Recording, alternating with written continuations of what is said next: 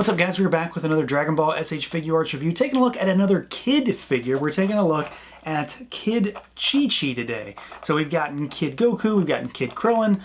She was definitely on the list of must-haves, and here she is. So we've got her in the smaller form factor box that the kid figures usually come in. So you've got her there in the window with all of her accessories, some product shots that run down the front and the spine of the box, and then the back of the package is pretty standard fare for the Dragon Ball line. So you've got a bunch of product shots showcasing how she moves, what she comes with, and all of that good stuff. So let's do it. Let's pull her out and take a look. And here she is out of the package, our Kid Chi-Chi figure. And this one was kind of throwing me for a loop to begin with. I was honestly convinced that she didn't move very well, and then I sort of realized that I don't know what I was doing, honestly. I was just messing around with her and realized that she does move much, much better than I had originally thought. So, yeah. So, I do need to mention before we get started here that this figure was provided by Bluefin for the purposes of review. So, let's jump into it. Let's see how she moves around. There are a couple little hang-ups on this one, but for the most part, she does seem to be very much what I expected. So, you've got her head, and she can look down pretty good, about that far. Which, she's got a big noggin compared to the rest of her body. She can't really look up though, and I'm sure you can see why. She's got a full head of hair, it just hits her shoulders right away.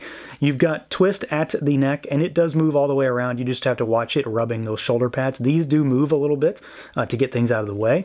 Arms go out at the shoulders. There is a butterfly joint in there, which is hidden by those pads, which I really do like. It actually works quite well. She can get all the way across her chest with it, thankfully. And then she can rotate up and down.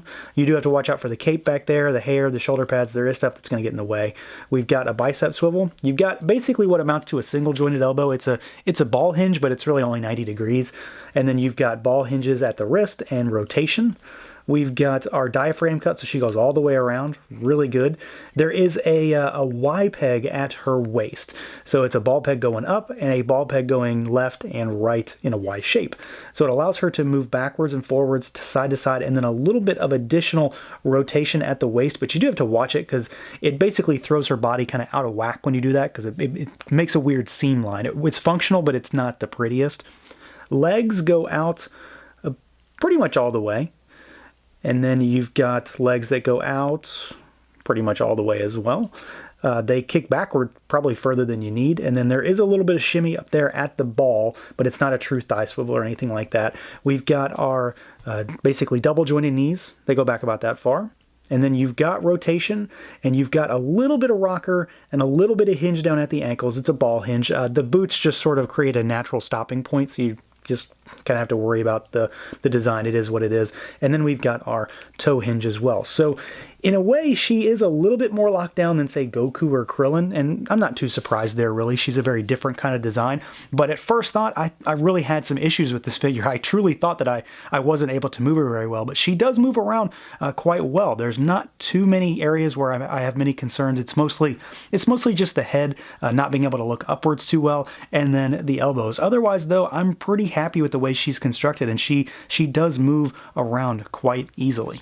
Now, as far as the overall look and design on this figure, outside of the fact that the appearance alone is probably going to get this video demonetized or flagged for some reason, I think she looks pretty good. There's not a great deal to go into. It's basically a good representation of what she looks like in the show. So you've got just a child in a bikini, basically, with the blue and the white piping all over it, and then you've got the pink accents as far as the gloves with the little green inlay there. Same as on the boots. Not a ton of paint on this figure, which is pretty normal. I'm not too surprised there. Only where it needs to happen. The shoulder pads look really good. As far as the blue and the white color saturation is really nice. The cape is kind of interesting, though. It's kind of just like a piece of vinyl almost, so it's kind of weird. I would much rather have preferred some sort of a cloth, but I definitely didn't want some sort of plastic plate hanging off her back like we've seen with some other figures, because I don't think that would work too well at this particular scale. So this might be a happy medium. The color, I think, looks good, but it's also just kind of weird in general to see something like this in Figuarts.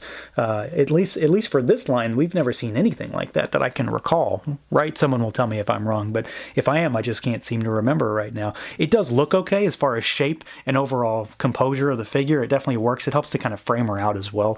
But overall, I think she does look pretty good. The big draw for me is really the head sculpt and the helmet sculpt and the hair, because it's a huge chunk of her her figure and then just her character in general. I love the blade on the top of the helmet. I really thought that was always kind of a cool thing, and it translates pretty well into figure form. So you've got a pretty nicely done paint job on the face. The eyes are really clean and crisp and straightforward. The mouth just has a little touch of red to bring out the sculpt there, and then you've got the white piping details and the black accents on the helmet itself that just really pop against the rest of the figure. The big huge fan blade on the top of the helmet is really awesome as well. So we'll talk about that more because it does come off, but there is stuff to talk about when it comes to accessories as well. And then you've got her hair down below, which is nicely segmented. There's some little breaks in it, so it's not just one piece of plastic and some strands of hair flowing on the front. It's a nice little design. I mean, it's obviously kind of an odd design for a child character, especially today, I suppose, but I can't fault them for it. They absolutely got the look down really well here. It's a good representation of Kid Chi-Chi in figure form.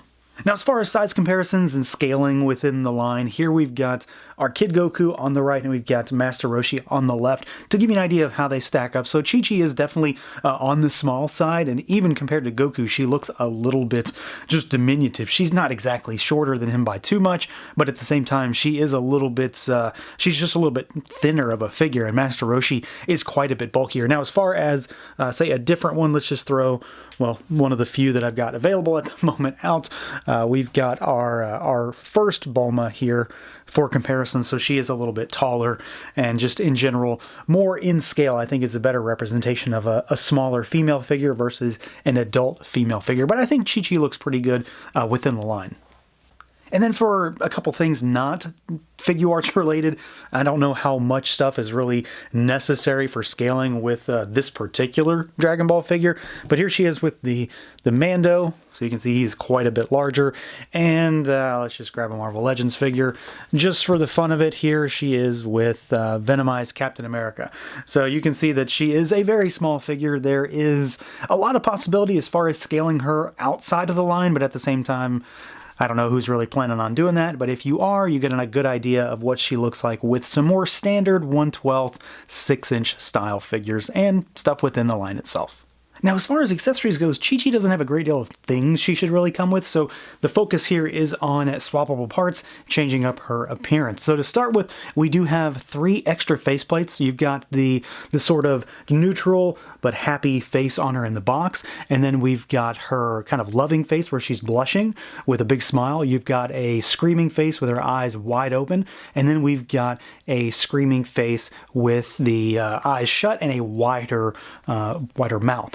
We've also got a series of hands as usual, so we've got fists on her in the box, and then we've got 5 extra hands beyond that. So there is a set of cupping hands, slightly gripping, and you've got a single finger pointing hand for her left hand, and then you've got a set of 2 finger pointing hands, so index finger and middle finger. So you've got a total of 7 hands, and then we've got a signature accessory that we get with every Dragon Ball figure. We've got a 2-star ball for her, and this is one of the metallic balls.